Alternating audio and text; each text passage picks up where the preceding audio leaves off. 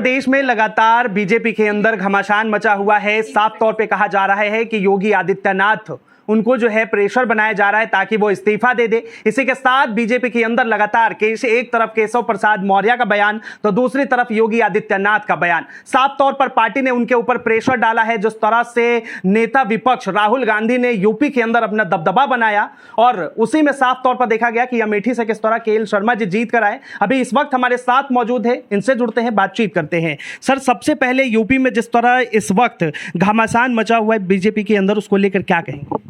नहीं, ये तो बीजेपी का इंटरनल मैटर है, इस पर मेरे को क्या कहना है। लेकिन ये है कि ये चीज़ें अच्छी नहीं है यूपी के लिए, क्योंकि अगर इस तरह की लड़ाई चल रही है उसके ऊपर जो नीचे जिलों में समस्याएं हो रही हैं कि नहरों में पानी नहीं है, बिजली की समस्या आ रही है, लॉ एंड ऑर्डर की सिचुएशन हो रही है। अगर इस तरह का डिस्टर्बेंस रहता है तो स्टेट के अंदर भी ये समस्याएं आती हैं। तो उसके ऊपर बीजेपी जितना जल्दी से इसको रिजॉल्व कर ले, कम से कम जनता को जो उन्होंने वोट दे के उनको बिठाया है, उनके प्रति जो जवाबदेही बनती है उसको पूरा करें वो। अभी सर सदन स्टार्ट होने वाला है, इस बीच आप अमेठी की क्या समस्याएं सामने रखेंगे? न, अमेठी के अंदर किसानों की समस्याएं, बिजली पानी की समस्या है, लॉ एंड ऑर्डर की समस्या है। कुछ हमारे प्रोजेक्ट्स रुक गए थे, उनको लेके भी मैं कोशिश करूँगा बात करने की।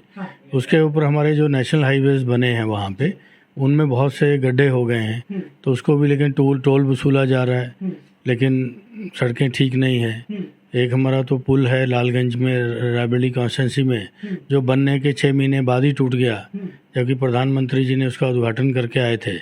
टोल वसूली हो रही, लेकिन पुल आज तक नहीं बना। सर, 10 सीटों पर उपचुनाव होने हैं। अभी जिस तरह से लोकसभा में अयोध्या हारी बीजेपी, उसके बाद बद्रीनाथ हारी, और अब यूपी में 10 सीटों पर चुनाव होना है। विपक्ष का किस तरह से समीकरण? देखिए, जनता, अब देश की जनता इनके जो धार्मिक मुद्दे उछाल के वोट लेते थे उसको समझ चुकी है कि 10 साल इनको हो गए, तो ये जिन्होंने वादे किए थे वो तो पूरे नहीं किए। जनता अब समझ चुकी है कि बहुत ज़्यादा जनता धार्मिक मुद्दों में उलझी नहीं रहती है। अब आप देखो कि अयोध्या में इनको सबक दे दिया, इलाहाबाद में भगवान राम जी के चरण पड़े, वहाँ पे हो गया। उसके बाद आपका चित्रकूट हो गया, फिर रामटेक हो गया, रामेश्वर तक भगवान राम गए, तो वहाँ तक ये हारते चले गए। ठीक है, तो वो मुद्दे अब चलने वाले नहीं हैं। अब जनता विकास की राजनीति चाहती है, जो भी पार्टी विकास करेगी वो सत्ता में रहेगी। एक आखिरी सवाल, यूपी में जो है सर, क्राइम ग्राफ को देखा जाए तो वो काफ़ी बढ़ चुका है, साथ ही गायों की समस्या से काफ़ी ज़्यादा किसान परेशान है। इस चीज़ को लेकर किस तरह आप अपने मुद्दों को रखेंगे ताकि सरकार तक? जानवरों नहीं, पशुओं की, उसमें बैल भी आ जाते हैं, तो सब आ जाते हैं। तो ये पशुओं की समस्या ये आज से नहीं, बहुत पहले से है।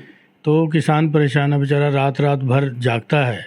तो ये कहते हैं कि हम लोगों ने किसानों को सम्मान निधि दे दिया, जितनी सम्मान निधि 6,000 उनको मिलती है, उससे ज़्यादा तो पशु उनका खेत चढ़ जाते हैं।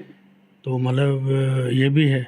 आप किसी भी किसान से बात करिए, बेचारा रात भर खेत रखाता है, तब जाके वो होता है।